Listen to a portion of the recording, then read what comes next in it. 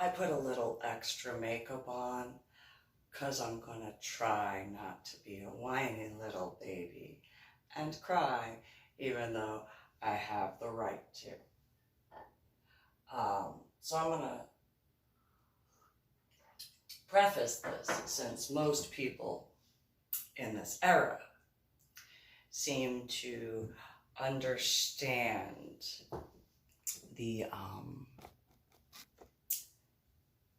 comic books and television and movies far more than they understand history and certain references. So the reference I'm going to start with, I'm going to bring it full back around in a circle. There is a TV show called Sirens, about mermaids, which are real, but that's a whole other ball of wax. I will explain that point, reference, when I get to it. Though some of you might be compassionate, honorable, and righteous ones, and know the specific reference I'm going to make. So, I obviously have done a little bit of scuba diving. I mean, I only completed 70-something scuba dives before I ever went to Cozumel in Aquarina Hot Springs, in Clear Spring Scuba Park, in Terrell, in Huntsville, Corey. So,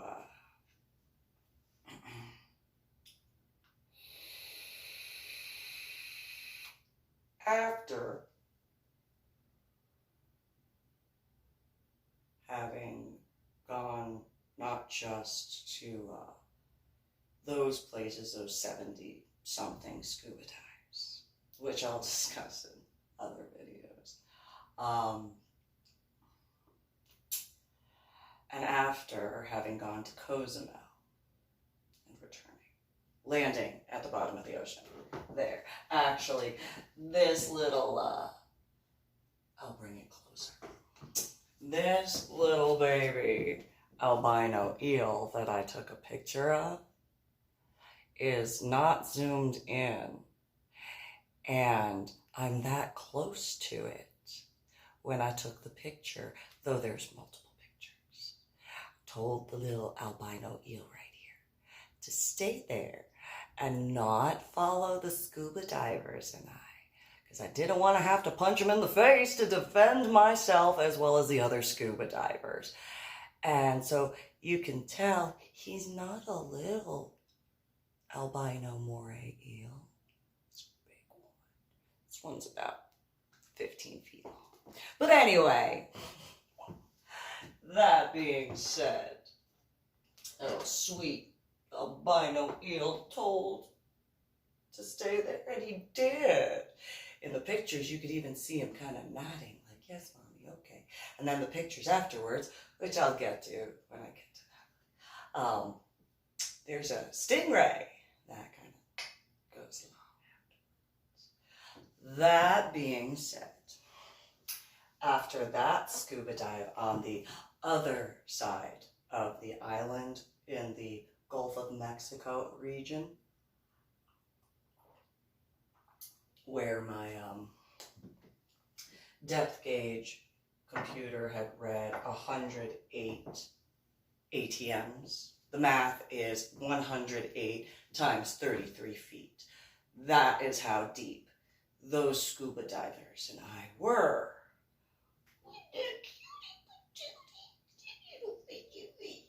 And after the whole, like, poofy fish that a scuba diver caught, and thankfully he only poofed up and listened to me and did not puncture that guy's hands.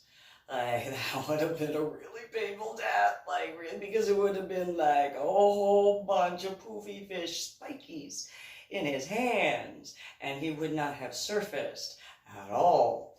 But he's still alive, so that's a good thing. Yeah.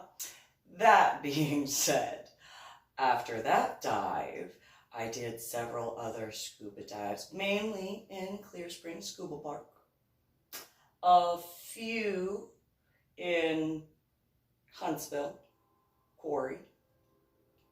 And then out to Boca Raton, and those pictures where I landed at the bottom of the ocean over here with that scuba diver. And then after that, couple of dives where I think it was 111 ATMs, again, 33 feet times 111. Then I went to the Vandenberg, and there are other pictures, but so for those who understand, that is a picture I took. You can see the date is 2009, August the 7th. And that is as I'm surfacing. And what you can't see in this picture, you can barely see right there. There's a little fishy right there. I'll get to those pictures later when I do the other video. But that's not photoshopped. Those who know me understand and comprehend. I don't know how to do that. So, just pointing that out. But after having posted those pictures,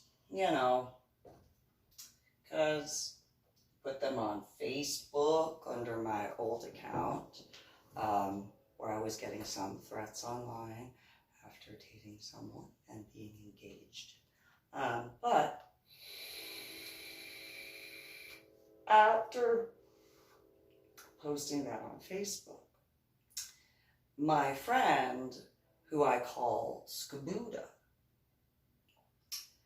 former Marine, he was at the scuba park one day, and this new scuba diver came into town, and his name was Joe. And SCUBUddah says, "Susan, come here." And I'm like, "What's up?" And he's like, "So I want you to meet this guy. He's a new diver, but he's done diving." And I was like, "Okay," introduced and all that. And he was like, "Yeah, this guy is a former Army Ranger." What a weird little coinky-dink in certain ways. And I was just like, "Oh, well, thank you for your service to the Armed Forces of the United States of America. Yeah, that's pretty cool. Nice to meet you, da-da-da-da." And, where the majority of other scuba divers kind of just started encircling around that particular meeting. And one particular scuba diver I dated later on was there the day that guy showed up. And he just kind of, stayed like right here. Just like, "Susan, yes, Matt." "What, Matt?" Well, look at, and then, that whole thing. Well, I'm going to fast forward a bit. After talking about various scuba stuff. So SCUBUddah and I talked a whole bunch.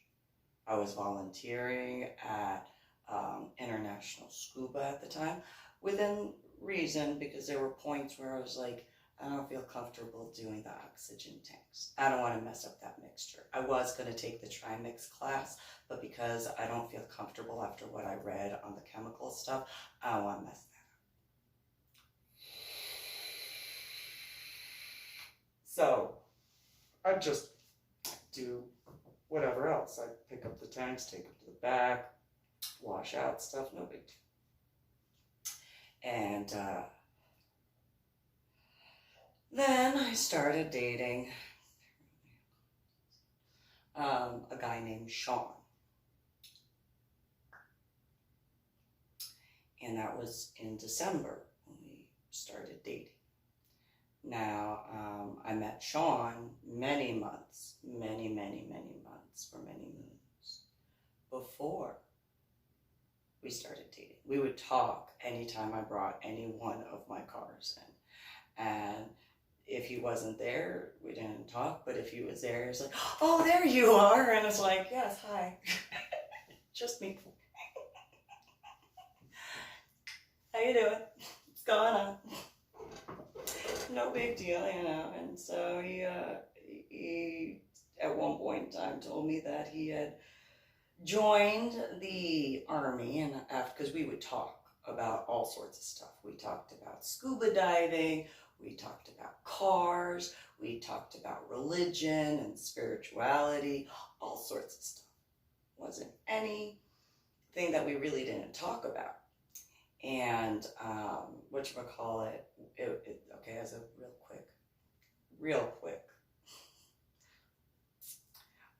at some point, I was on my way, ironically, to get my car squared away so that way I could make sure my children were taken care of and then go to a friend's wedding.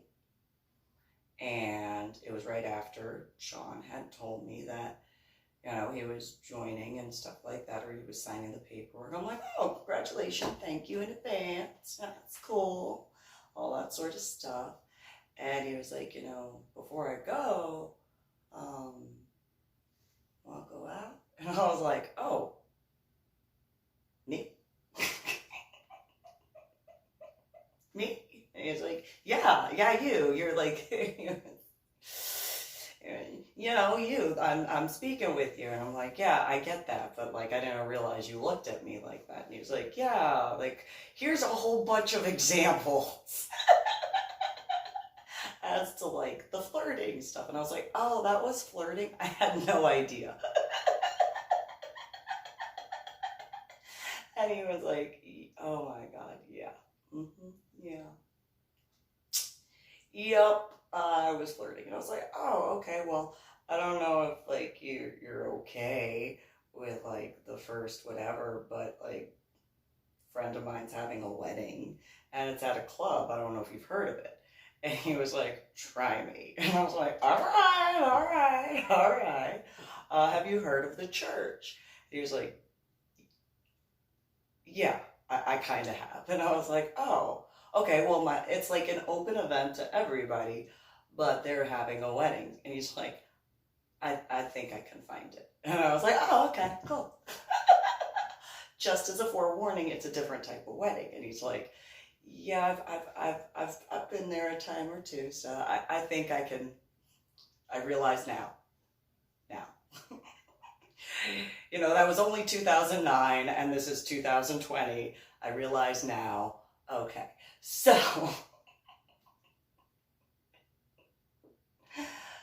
anyway, he shows up and I am in corset because the event, it was a BDSM wedding, and I had my corset and I had little fluffy bloomers and I had my wings. Oh, and I had a tutu. Nothing new on that one. And then whatever heels I was wearing. And so texting back and forth. And then, you know, I told a bunch of people, I'm like, "Yeah, you know, just kind of cute. I mean, don't let his ego get too big, okay?" And so PETA and Paul were just kind of like, "Well, you know," because they knew me as Susan, but they also knew me as Lady Dori Belle. "Hey, Dori Belle, you know, we gotta meet him." I was like, "That's fine. Give him the 3rd degree. That's perfectly fine." And so, he showed up, and I run outside, and I'm like, you might recognize me, but you might not, because like you've only seen me in jeans and a t-shirt because of the car place getting that done." And he was like, "Okay." Well, I was outside. I didn't know what type of car he drove, and I see this car kind of swerve, and I'm just like, "Drunk driver? This early?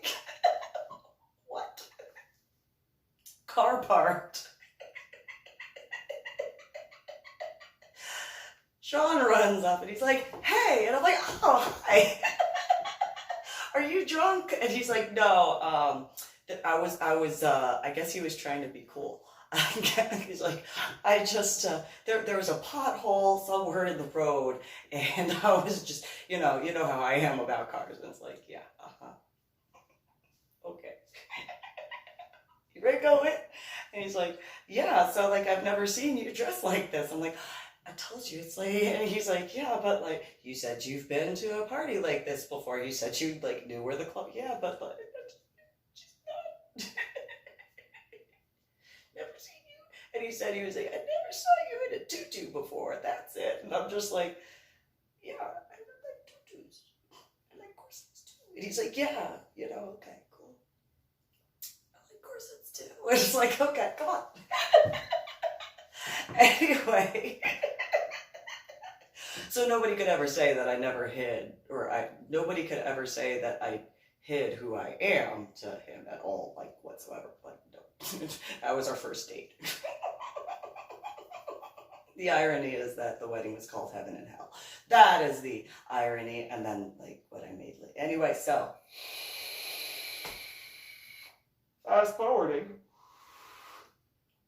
So he obviously knew about that, showed him pictures that I had been doing and all that sort of stuff with like modeling or whatever. And not making light of it, just one of those, like, I realize now why I might have never heard from anybody. Not knowing about the hacking internet stuff, and so, or any of that issue. So, Sean had actually come out to the polar bear dive and had met some of the scuba divers, and that was funny because there were a bunch of scuba divers. I was like, so who are you?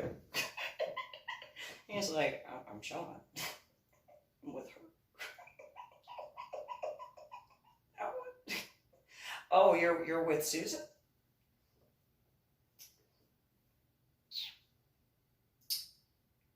How do you know? I realize now. Now I realize. At that time, I did not realize that was a, whatever. But now I realize, because, they all apparently knew before I realized that they knew that I landed at the bottom of the ocean where I did. And so, I had no idea. And that was after going cavern scuba diving too. So, like, what are your intentions with her? Who do you think you are? And because he told me that after I did the polar bear dive, he told me, he was like, yeah, so like, who are you to the scuba divers? And I'm like, I'm just me. That's all. He's like, yeah, they're a little over you. And I'm like, I mean, scuba diving. I had no idea. At all. Whatsoever. Anyway, so then, a little bit later, and he winds up going to the Army for basic training. Well, this is the point I'm getting to. That will tie that aspect together.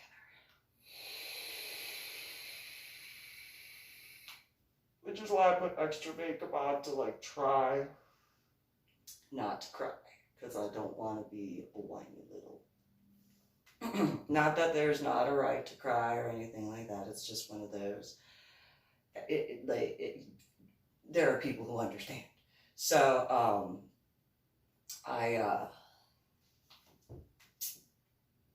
saw him go off to basic, and, there was some issues with his ex-girlfriend, Leslie, and,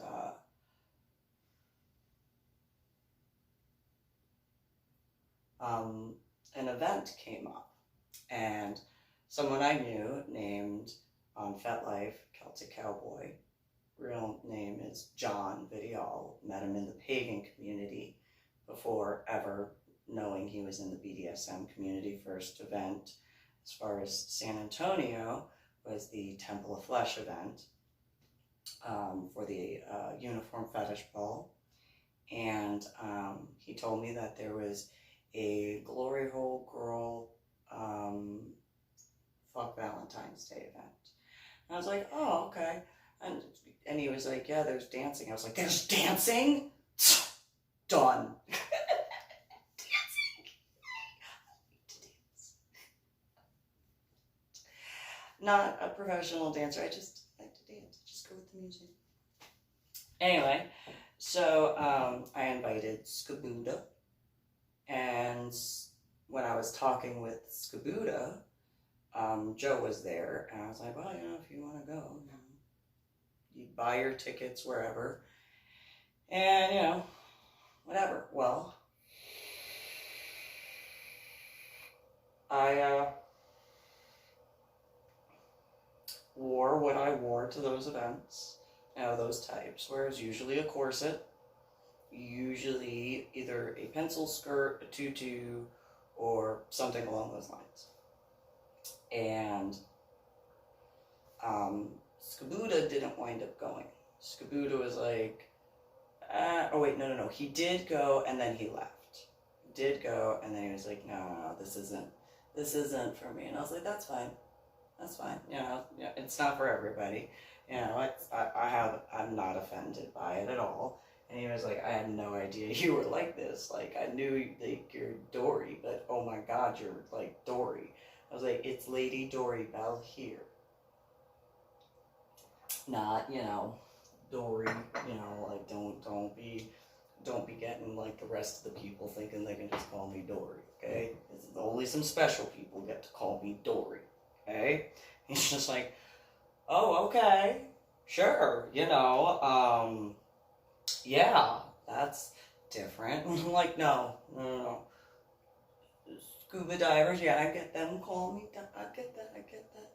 But like, irony a little bit more now than I did back then. But, he left, and then Joe was still there, and I was talking with the different people that I spoke with, and I was like, hey, what's ever going on, da-da-da.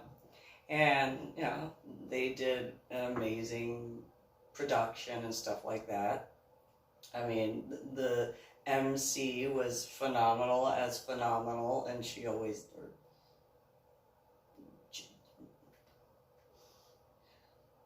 did great in any miking that she did, so. Turn. Anyway, I already went by the new mic, so. After the phenomenal event that they put on, as I always remembered,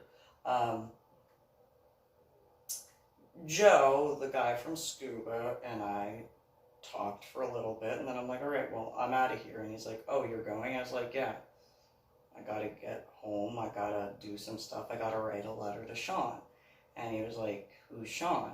I'm like, the guy that was at the polar bear scuba dive. And he was like, oh. I'm like, yeah, that's my fiance. Like, you see the ring? And he's like, yeah. I'm like, duh. And he's like, does he know you're here? And I'm like, of course he knows. Well, he doesn't know, but he knows what I'm into. So, no big deal. He was like, oh, okay. And I was like, yeah. Is what it is. Well, fast forward a little bit, and the threats started getting really heavy, and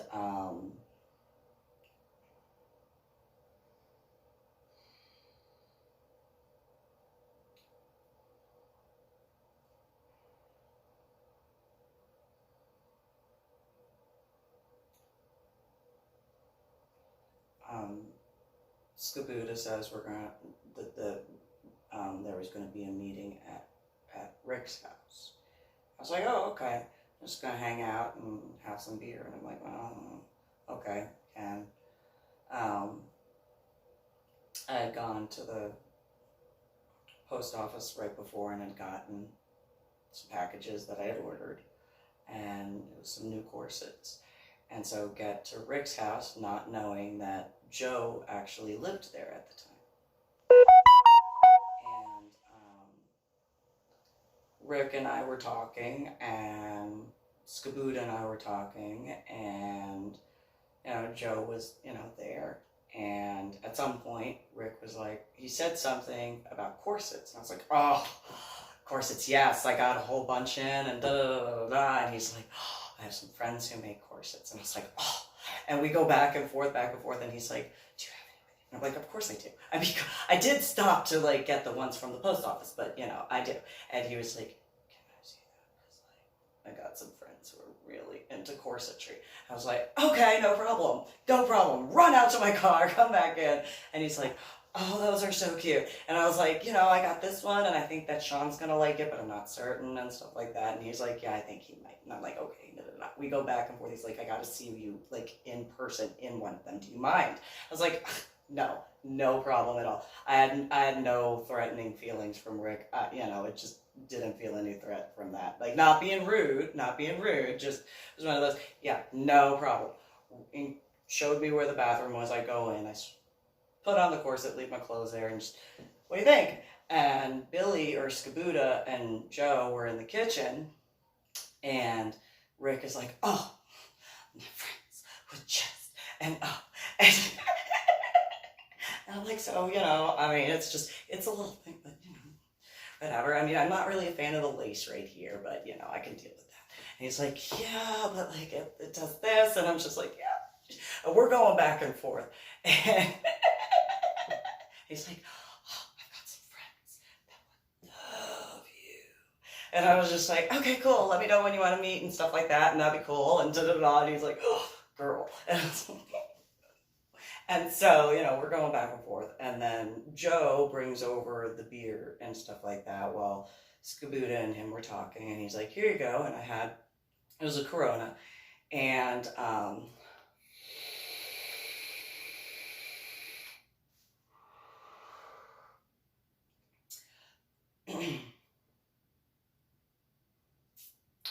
there were bubbles that were coming up from the bottom, and I don't drink very often, and even when I do, it's so minimal, and I was like, I really don't want to like waste a beer, like, because I'm not going to drink all that much.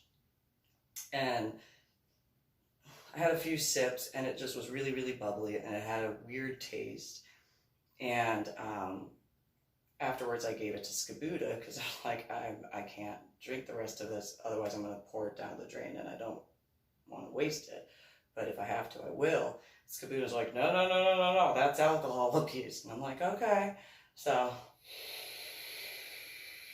you know, there you go. There's the Corona. And so he polished it off, and like, I literally had like 3 sips, and that was it. And so when we're talking and all that, Joe comes out, didn't even realize he disappeared.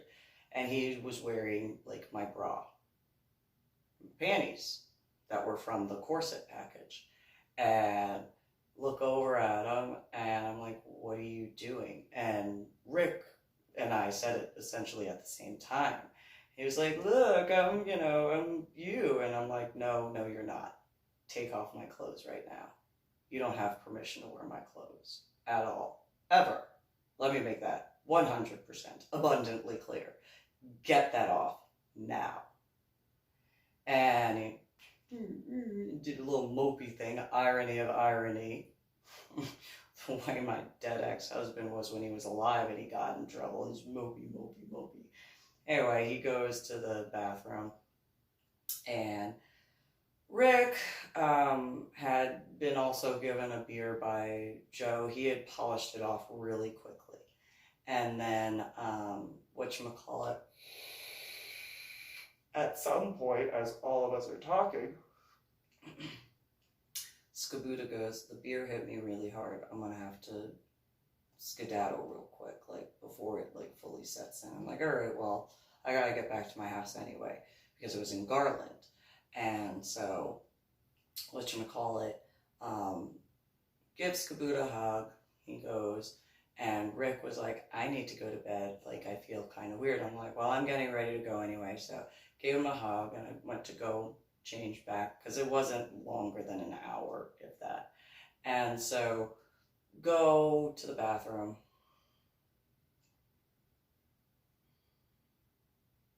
To change.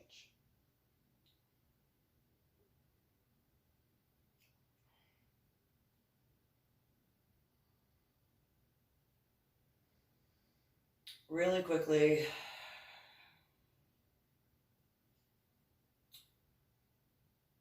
get back into my regular clothes because I'm on my way out the door. And when I go to step out of the master bathroom, I didn't realize that wasn't Rick's room. There was Joe. And he was like, hey, what's going on? And I was like, I'm getting ready to go.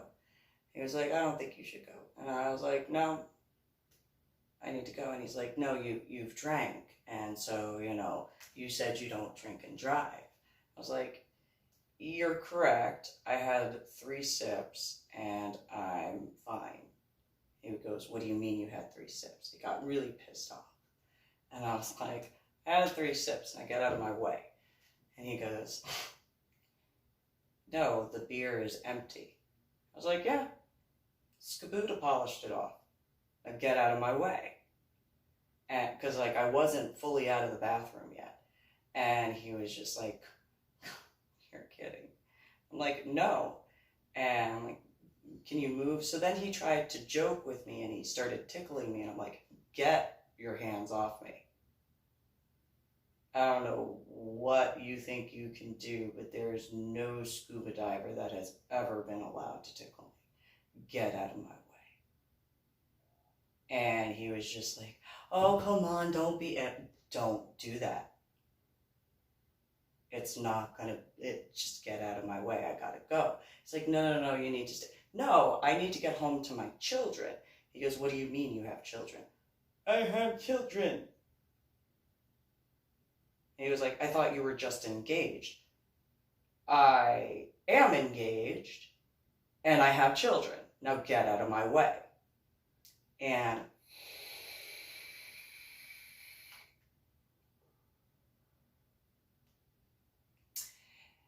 there was a bit of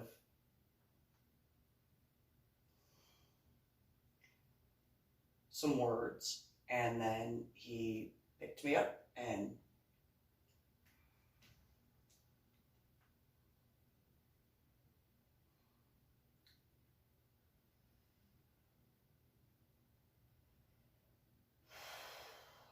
threw me onto the bed, and my head hit the brass rods in a few places because of the way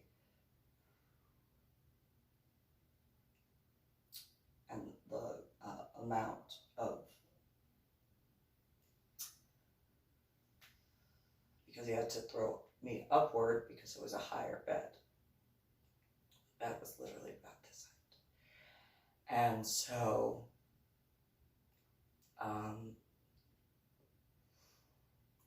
he jumped on top of me and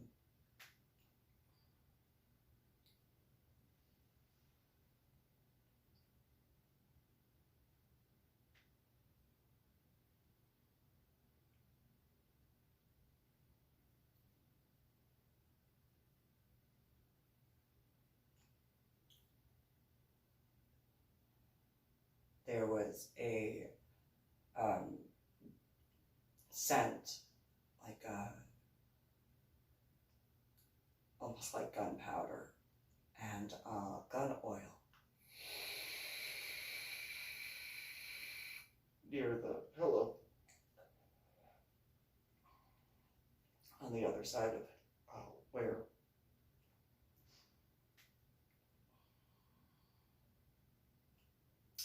and he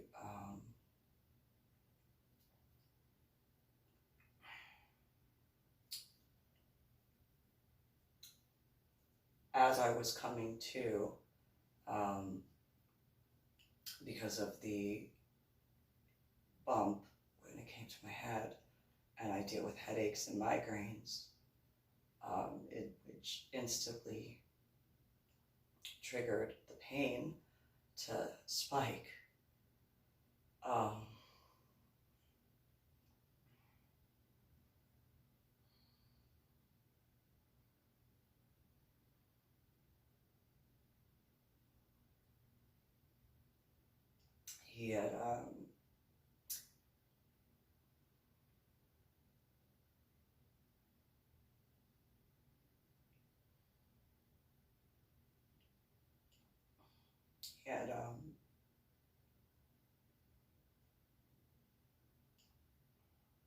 And I know it's not that big of a deal compared to some of the stuff I've been through.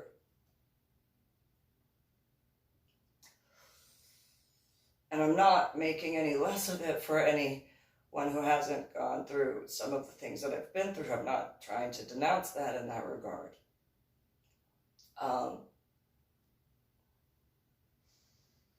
But I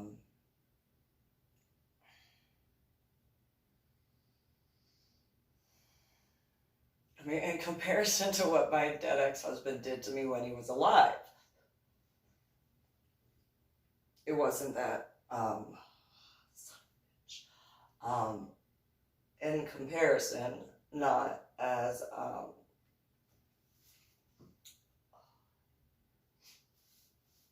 in comparison, but he unbuttoned my pants and had gotten his hand between my legs and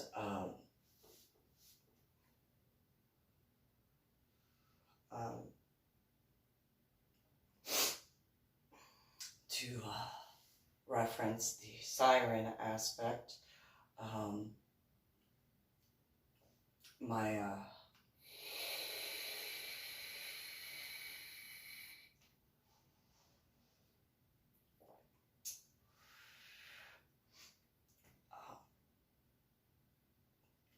more, however you want to put it, instincts kicked in, and I flipped both of my legs at the same time and threw him off the bed, and more importantly, off of being on top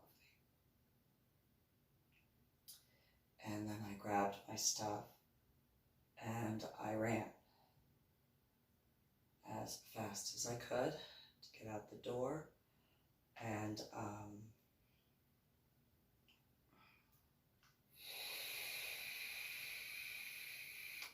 cried in the car.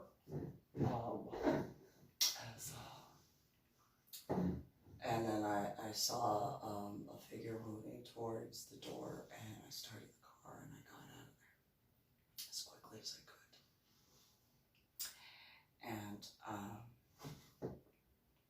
I didn't tell anybody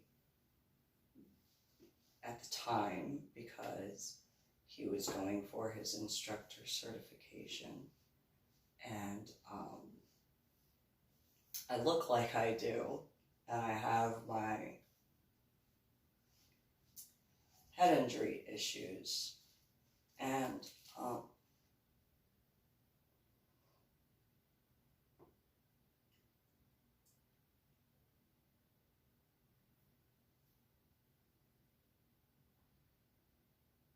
in reference to the way when my dead ex-husband was alive, I'm the one with the, I look the way I do, not that I looked like this beforehand when I initially met him, but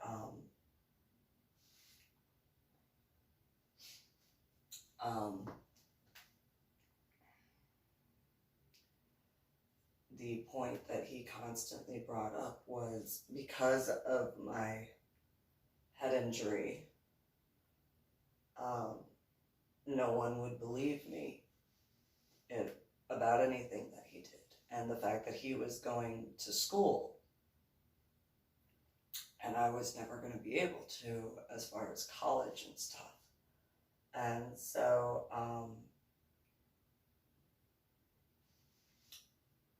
in my thoughts, and then of course, you know, I got to pause that and go back to when my hair started getting shorter, and then I did the red, and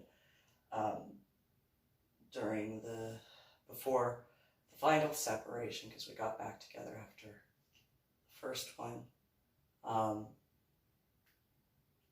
he pointed out that no one would believe me, not just because of my head injury stuff, but because of my hair and being in the state of Texas, looking the way I do.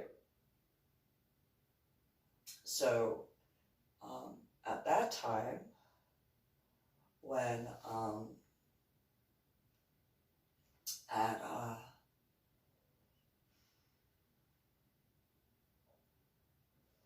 leaving Garland and returning to my house in Carrollton to get another threat message.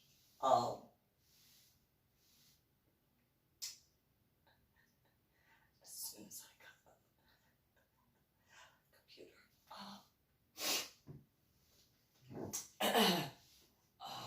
I didn't say anything to anyone for over a year because who would believe me with all that? Then with having invited, not him in regards, but because of him being there when I was inviting my friend, who would believe me? Plus, I was already dealing with what I was in reference to my daughter, and there were a lot of individuals who did not believe me. So, with all of that, why would I think anyone would believe me?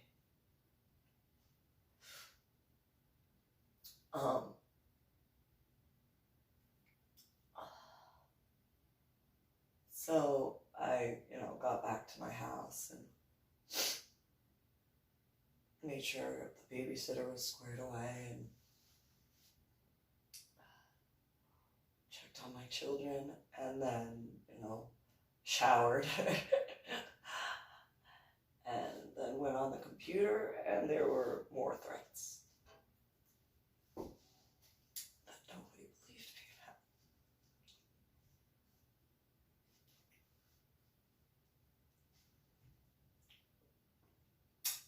That was in 2010. And so, I understand that there's a statute of limitations.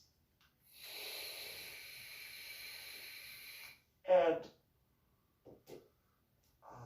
I doubt that that's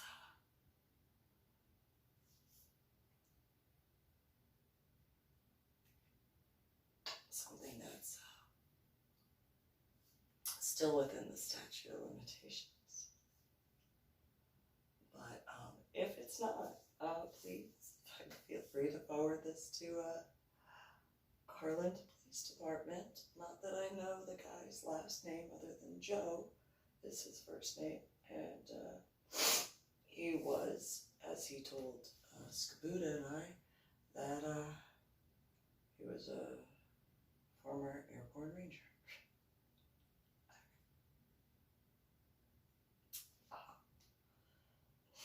He had kind of a mushroom haircut at the time, and it was bleach blonde, and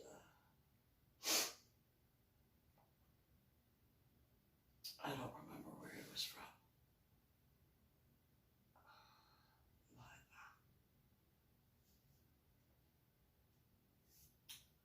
but well, that makeup thing just did not work.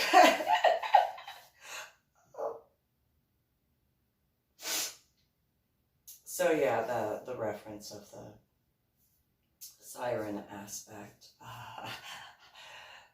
threw him clear across the room. He went flying into that armoire and bounced upward on top against the wall, and then he fucking slid down.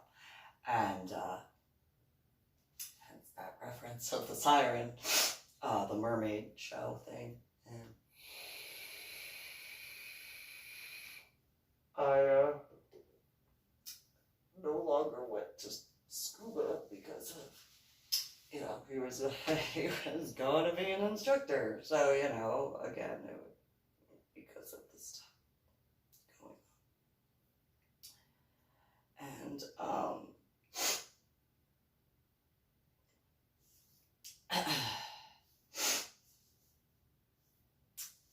I couldn't write it in a letter to my then fiance because of the stuff that was going on with his ex-girlfriend. It just,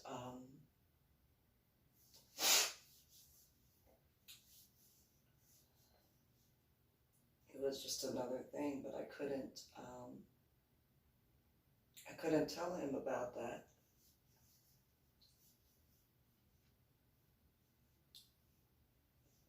Because if I told him about that, he would have, knowing him, he would have gotten out of basic training. And then wanted to do stuff that he wouldn't have been able to continue with his career, and then he would have been upset. And I didn't want his dad to look at him differently because I know it's dumb. I know it's dumb. But I kind of like the bistro where we were having coffee, and not wanting him to go to jail for who sat on his car trunk.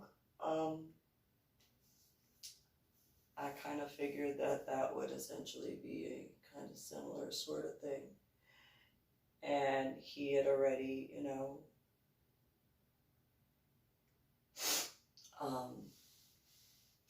he didn't say it, but it was one of those, it felt like he already had a strenuous relationship with his dad. And I know it's dumb, I know it probably comes across as really stupid.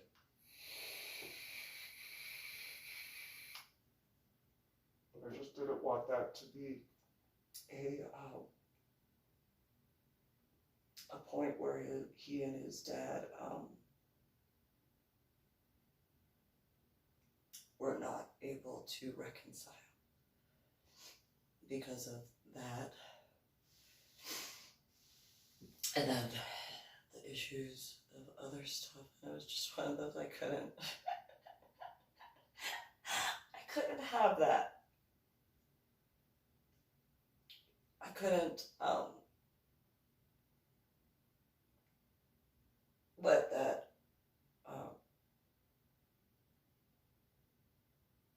destroy what he and his dad had worked so hard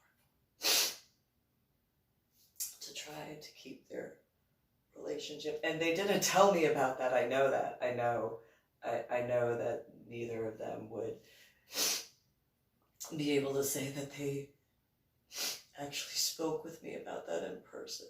And so it was just one of those, I couldn't let that happen.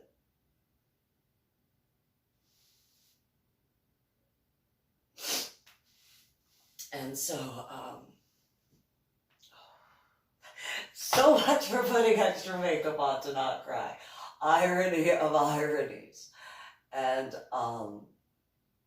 SCUBUddah did get mad at me though, because I told him I was essentially writing a Dear John letter. And he was like, I can't speak with you because you know. And I'm like, I'm not mad at you. I understand that people get those during basic training, but you know I didn't graduate. And he was like, yeah, well, I'm mad at you. And I'm like, that's fine. I couldn't tell SCUBUddah what happened at that time. I did tell him about a year later. And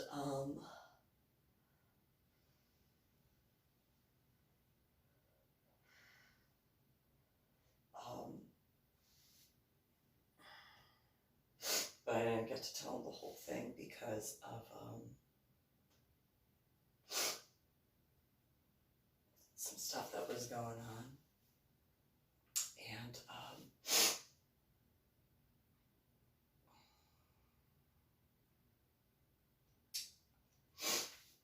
so yeah, and then I didn't tell Sean when we got back together and got re-engaged. Not because I didn't want to, but because there was more stuff I was dealing with. And I forgot about the threats. And when he was around, the threats stopped. There were no threats when he was around.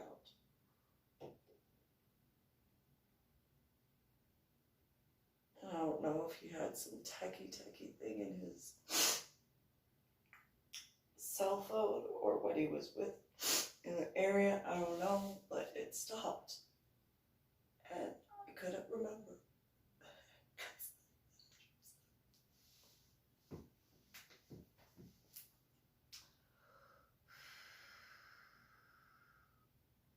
So, I also couldn't tell him that Leslie made the threats that she did towards him. And, you know, that whole, like, he had, like, a finger that was severed because of a tank.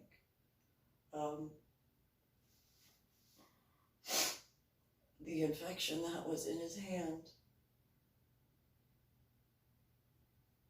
was more important to heal than it was to tell about that.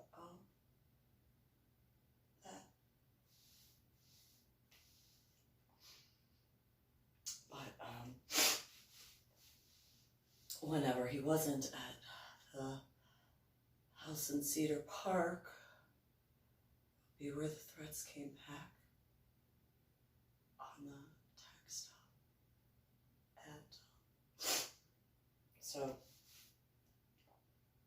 and then he just disappeared. And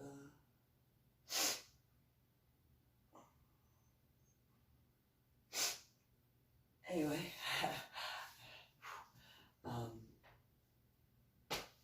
yeah, so the irony, the last time I saw him was about 2 weeks before the following year's Valentine's Day event. And that whole thing.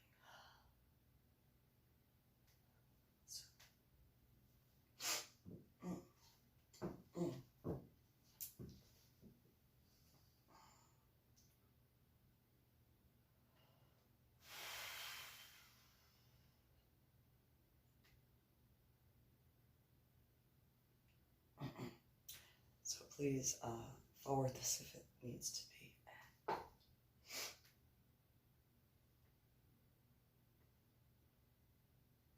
In reference to others who have gone through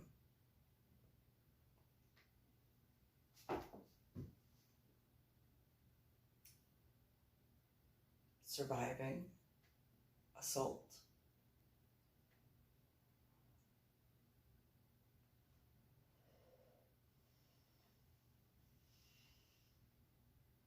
not being a victim, but surviving it.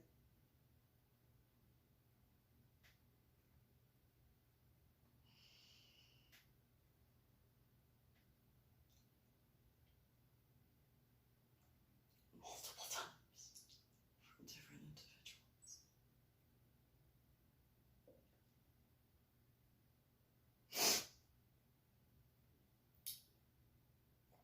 Well,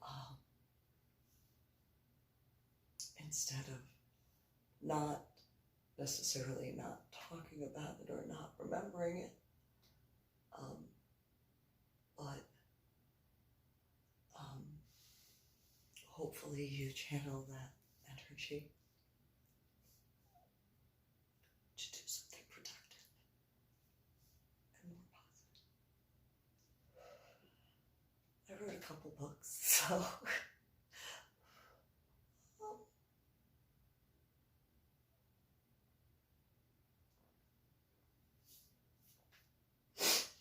and it's smart. So I'm sure that you'll be able to hopefully channel that